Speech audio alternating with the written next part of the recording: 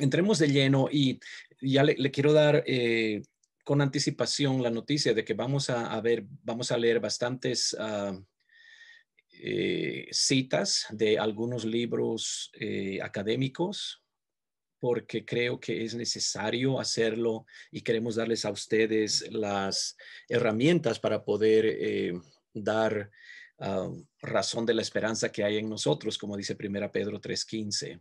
La gente mesiánica o los llamados falsos o pseudo mesiánicos normalmente le van a decir que usted necesita estudiar antes de hablar, que usted no sabe lo que está diciendo, y la realidad es que el único estudio que han tenido ellos es a través de Facebook o quién sabe, tal vez YouTube.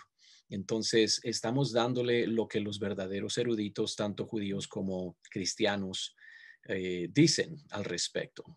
Por ejemplo, la primera cita, durante el periodo bíblico, la lengua hablada por los israelitas fue llamada en la Biblia la lengua de Canaán. Vea Isaías 19:18. Es muy similar a las lenguas de otras naciones mencionadas arriba que hablaban cananeo. Entonces, note que lo que algunos dicen hebreo, la Biblia lo llama la lengua de Canaán. De hecho, la Biblia en el Antiguo Testamento nunca menciona la palabra, con relación al idioma, nunca lo llama hebreo. Siempre utiliza frases como lengua de Canaán y qué sé yo. Entonces, eso es muy importante. Um, ¿Qué dice Isaías 19:18? Dice, en aquel tiempo habrá 5 ciudades en la tierra de Egipto que hablen la lengua de Canaán y que juren por el Señor de los ejércitos. Una será llamada la ciudad de Jerez. Entonces, note acá que tenemos nosotros lo que dice la lengua de Canaán. Y esto es importante que lo sepamos, ¿verdad?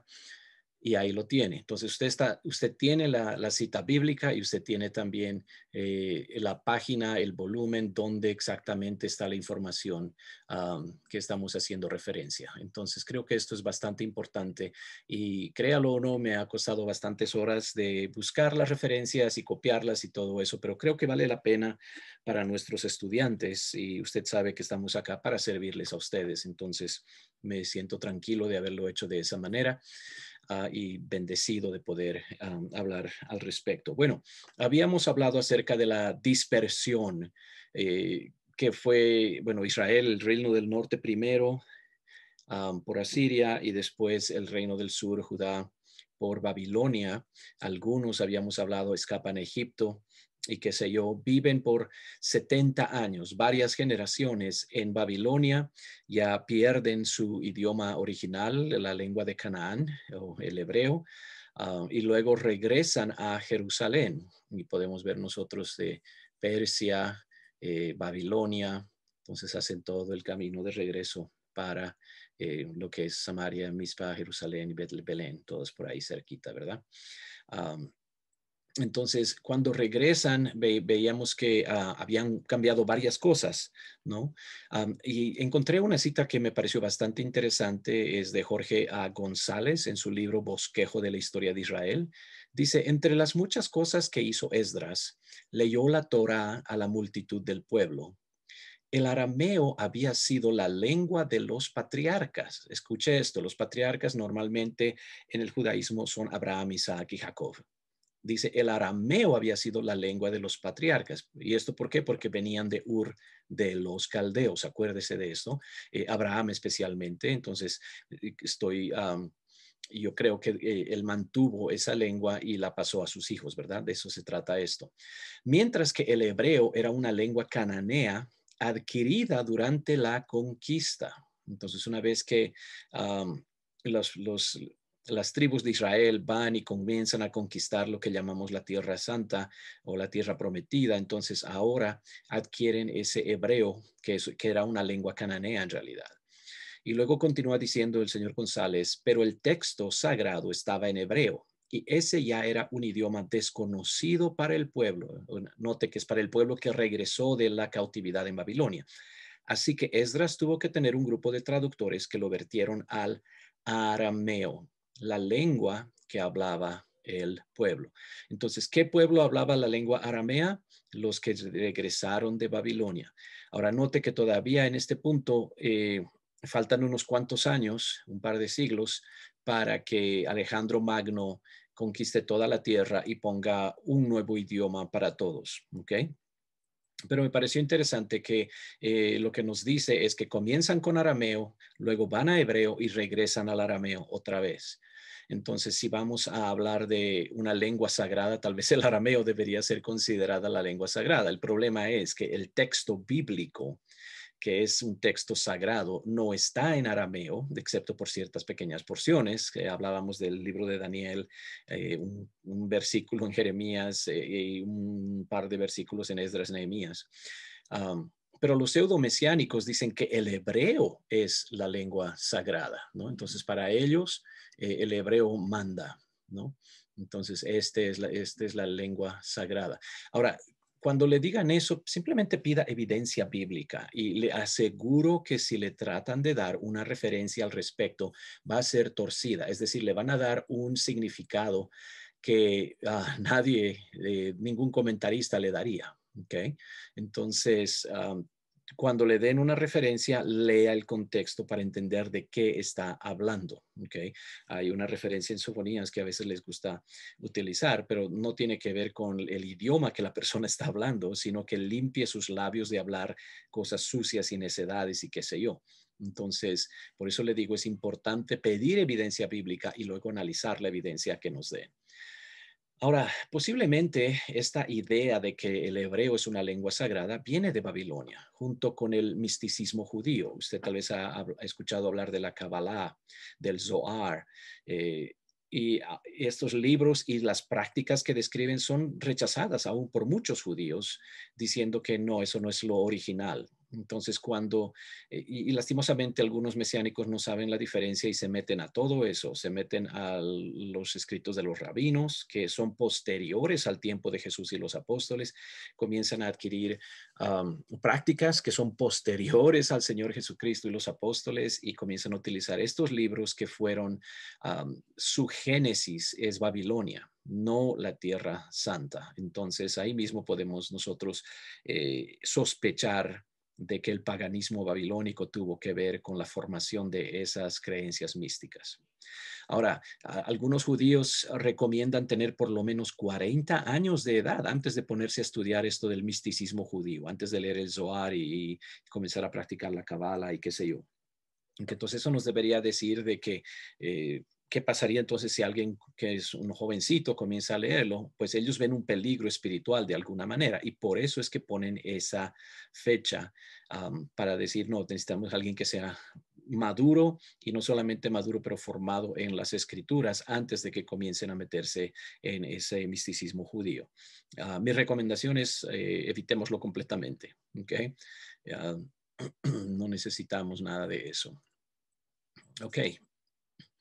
Ahora, lo otro que es bastante interesante es que hay palabras no semitas. Acuérdense, lenguajes semitas, el hebreo, el arameo, inclusive el árabe, y tienen varias lenguas que son afines, que son primas, vamos a decirlo de esa manera.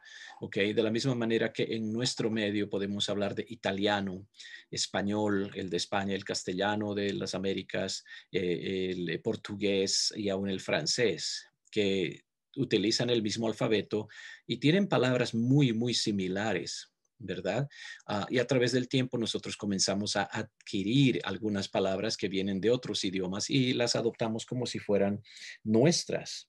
Entonces, eso pasa también con la Biblia hebrea, lo que nosotros llamamos el Antiguo Testamento. Mira, aquí tiene un libro, es un libro a nivel académico, ¿okay? Por un erudito que sabe muy bien todo esto de las lenguas y qué sé yo. Y entonces su libro está hablando de palabras adoptadas o prestadas que no son semitas, es decir, de otras culturas. Y estas aparecen en el texto original de la Biblia hebrea. Entonces, si es que, digo yo, si es que el hebreo era una lengua sagrada, que no puede mezclarse con nada, entonces, ¿cómo es que estamos encontrando palabras que no son ni hebreas ni arameas en la Biblia hebrea? Y la razón es simple para nosotros, ¿ok?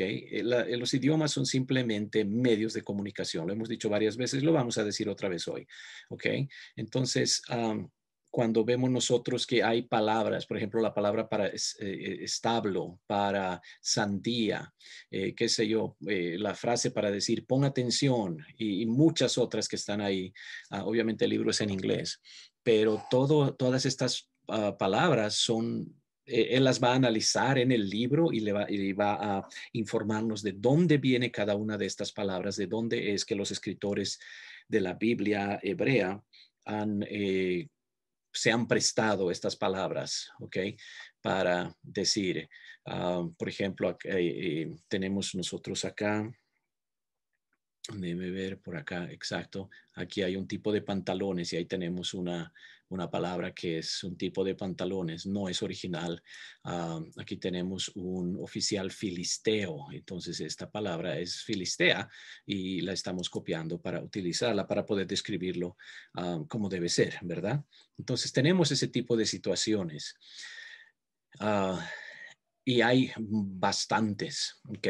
Parte de lo que dice la introducción a este libro, se la tengo aquí traducida, las lenguas semíticas no son diferentes y contienen muchas palabras prestadas de lenguas no semíticas, como el egipcio y el persa. Entonces, note, palabras egipcias, palabras persas. Por ejemplo, Moisés es conocido que es una palabra egipcia en el original. También Pesach, que es la palabra hebrea prestada del egipcio para hablar de la Pascua. Okay. En la antigüedad, dice, así como hoy, contacto foráneo con frecuencia llevó a cambios inducidos por ese contacto. La discusión en este capítulo demuestra que la Palestina antigua estaba en varios niveles de contacto con sus vecinos no semitas, específicamente los egipcios, griegos, hititas, iluvianos, hurrianos, indoarios e iraníes. Este contacto con gente no semita sin duda proveyó muchas oportunidades para prestarse esas palabras. Entonces, esto es algo conocido por los eruditos. He estudiado en la universidad con eruditos que son judíos de raza, pero son tremendos maestros también. Y ellos, para ellos esto es normal. Entonces, el único lugar donde un hebreo que es súper puro, que es súper divino, que nunca ha sido contaminado con ningún, por decir contaminado, ¿ok? En el punto de vista de los falsos mesiánicos, nunca ha sido contaminado por ninguna palabra pagana, porque así es como ellos hablan de los otros idiomas que no son los idiomas semitas. Entonces, eso no existe en el mundo académico, ¿ok? Tal idea no está.